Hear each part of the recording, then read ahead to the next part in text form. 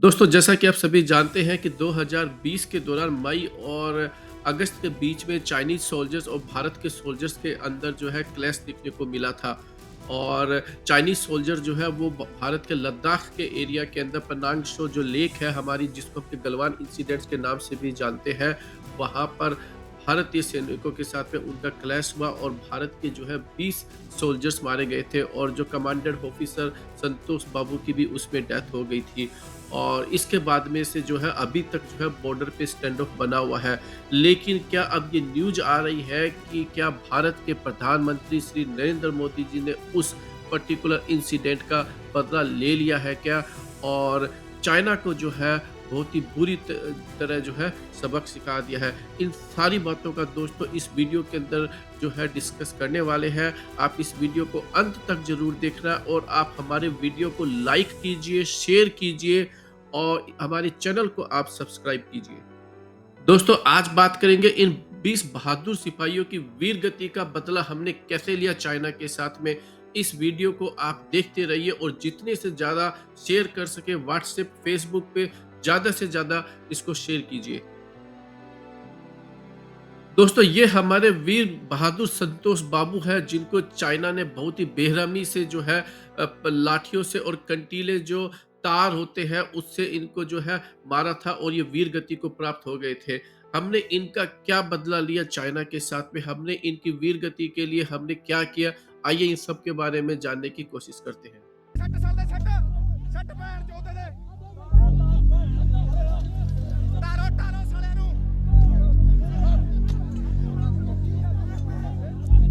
टाटा साले नु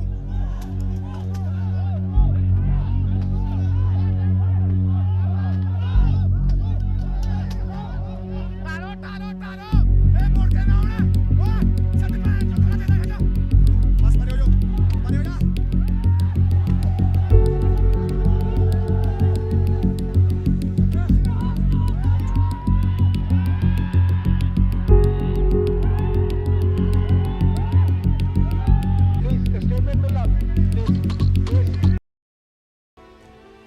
दोस्तों, गलवान इंसिडेंट के बाद में पूरे देश के अंदर चाइना को सबक सिखाने की मांग उठ पड़ी और उस बीच जो है प्रधानमंत्री जी और दूसरे जो गवर्नमेंट ऑफिसर्स ने बेसिकली चाइना के जो ट्रेड है उस पर रेस्ट्रिक्शंस लगाने की जो है बात कही। उन्होंने कहा कि हम चाइनीज जो ऐप है, खास करके टिकटॉक और जो दूसरे चाइनीज के जो सामान भारत के अंदर इम्पोर्ट होता है उस पर हम रोक लगा देंगे और ऐसा करने पर चाइना की जो इकोनॉमी है वो बहुत ही बुरी तरह से प्रभावित होगी और हम जो है इसका एक तरीके से बिना गोली चलाए ही इसका बदला ले सकते हैं। लेकिन दोस्तों, असलियत में क्या हुआ, आइए अब इसको समझने की कोशिश करते हैं। भारत सरकार ने बेसिकली टिकटॉक ऐप को बैन भी किया, जिससे लोगों के अंदर ये भावना आ गई कि मोदी सरकार जो है वो एक स्ट्रॉन्ग सरकार है। क्योंकि देखिए, टिकटॉक एक एंटरटेनमेंट एप्लीकेशन है जिसको कि जो यंग जनरेशन है खास करके वो काफ़ी देखती है, तो उनको ये लगता है कि जो ऐप है वो भारत में नहीं चल रही है, तो इसका मतलब भारत की सरकार ने उस पर एक्शन लिया है। लेकिन दोस्तों, ओवरऑल जो इकोनॉमी की जो सिचुएशन है, जो चाइना के साथ जो ट्रेड की जो सिचुएशन है, वो कंप्लीटली डिफरेंट है जितना कि ये लोग क्लेम करते हैं। अब देखते हैं दोस्तों, आज ही आई इंडियन एक्सप्रेस के इस रिपोर्ट का, जिसके अंदर ये कहा जा रहा है कि भारत जो है वो यूएस को पछाड़ते हुए चाइना का सबसे बड़ा ट्रेडिंग पार्टनर बन गया है। और आपको ये जानकर हैरानी होगी कि भारत का जो टोटल ट्रेड है वो 118 बिलियन हर साल जो है चाइना के साथ हो रहा है। और आपको ये जानकर भी बड़ा सरप्राइज होगा दोस्तों कि इस 118 बिलियन के जो बिजनेस है उसमें से 101.7 जो है वो भारत इंपोर्ट कर रहा है और केवल 16 बिलियन जो है उसका एक्सपोर्ट कर रहा है। तो ये जो है अपने आप में एक बहुत ही सरप्राइजिंग नंबर है। जो भारत की सरकार जो क्लेम कर रही थी कि जो है हम चाइना के ट्रेड के ऊपर जो है वो बंदिश लगाएंगे, बल्कि चाइना के साथ जो इंपोर्ट है वो दुगना से तिगना जो है दिन प्रतिदिन बढ़ता जा रहा है। और आपको ये जानकर भी बड़ी हैरानी होगी दोस्तों कि ये जो टोटल जो बिज़नेस था वो लगभग 35 से 40 बिलियन हुआ करता था 2013-14 के आसपास। तो इससे पता चलता है कि मोदी सरकार की गवर्नमेंट आने के बाद में, और वो भी तब जब गलवान जैसी इंसिडेंट भी हो गई, मोदी सरकार जो है वो चाइना से जो है बड़ी मात्रा के अंदर इम्पोर्ट करती जा रही है। और इसके साथ दोस्तों जिस तरीके से ये जो सरकार है वो मेक इन इंडिया लेकर आई थी और जितना ढिंढोरा पीटती रहती है, अब क्वेश्चन अराइज होता है उस मेक इन इंडिया का क्या हुआ। और इसके अलावा दोस्तों राजनाथ सिंह जी ने ये माना था कि चाइनीज जो है वो भारत की सीमा के अंदर आए थे, और वही जो मोदी जी जो है वो अपनी स्टेटमेंट के अंदर इसको एक्नॉलेज भी नहीं करते हैं और वो ये कह देते हैं कि नहीं कोई हमारी बॉर्डर में आया था, नहीं कोई आया है, नहीं कोई आएगा। आइए उस स्टेटमेंट को भी देख लेते हैं।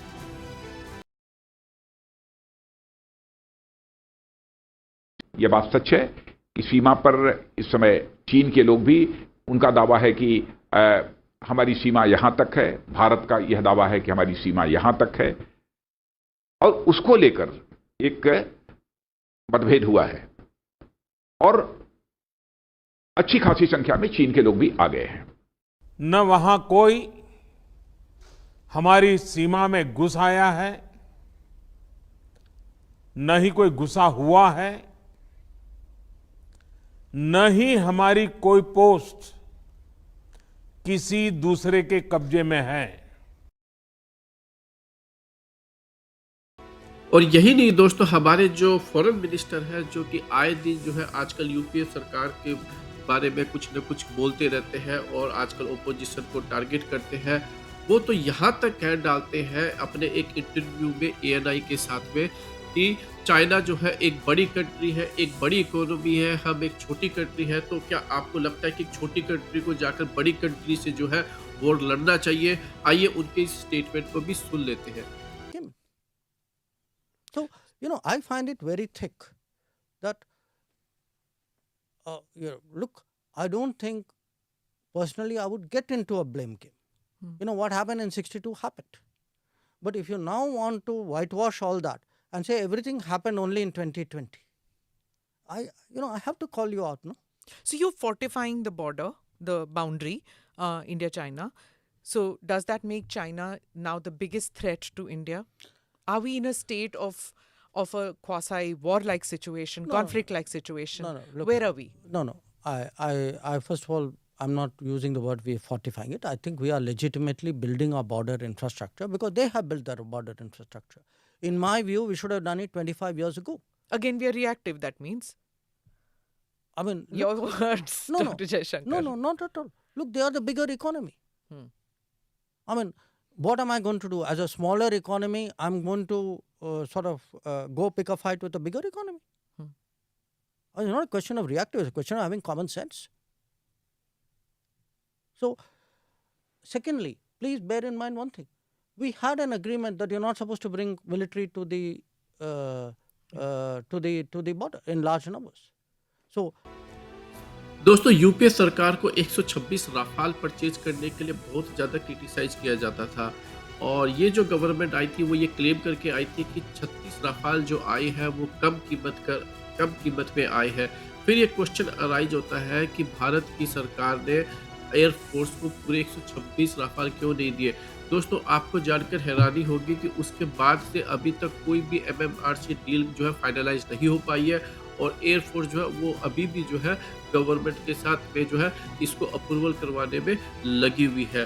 और अगर आप दूसरी एंगल से देखते हैं दोस्तों, तो इस 10 सालों के अंदर न ही कोई थर्ड एयरक्राफ्ट कैरियर, न ही जो है उन विक्रांत के ऊपर से जो फाइटर जेट्स फ्लाई करने वाले हैं उनकी डील भी फाइनलाइज नहीं हो पाई, न ही कोई नई सबमरीन जो है उसका ऑर्डर दे पाई है, और न ही जो है कोई लाइट टैंक जो है गलवान इंसिडेंट के बाद में जिसकी नीड थी वो भी जो है ये सरकार नहीं ऑर्डर कर पाई है, और न ही कोई Su-30 MKI का जो अपग्रेड है काफ़ी सालों से पेंडिंग है उसको भी फाइनलाइज नहीं कर पाई है। हमारे जो वो सोल्जर्स जो वीर गति को प्राप्त हो गए दोस्तों, उनका बदला लेने के लिए जो है वो हमारे सोल्जर ही ले सकते हैं, ये पॉलिटिशियंस नहीं ले सकते दोस्तों, जो बहुत बड़ी बड़ी बातें करते हैं। आप हमारे सोल्जर्स का साथ बढ़ाइए, हमारी सेनाओं को चाहिए मॉडर्न वेपन्स, और उसके लिए बहुत ज़रूरी है दोस्तों कि चाहे वो किसी भी पार्टी की सरकार हो उसको अकाउंटेबल जो है किया जाए और उससे जो है क्वेश्चन किया जाए। जब तक आप इनके ऊपर प्रेशर नहीं डालोगे तब तक जो है बात नहीं बनने वाली है। इसके साथ ही दोस्तों इस वीडियो को हम यहीं पर ख़त्म करेंगे। आप बताइए आपकी ओपिनियन क्या है, और अपनी ओपिनियन जो है वो कमेंट सेक्शन में ज़रूर बताइए। हमारे वीडियो को जो है ज़्यादा से ज़्यादा शेयर कीजिए व्हाट्सएप, फेसबुक और जो दूसरी सोशल नेटवर्किंग साइट्स है, और हमारे चैनल को आप सब्सक्राइब कीजिए।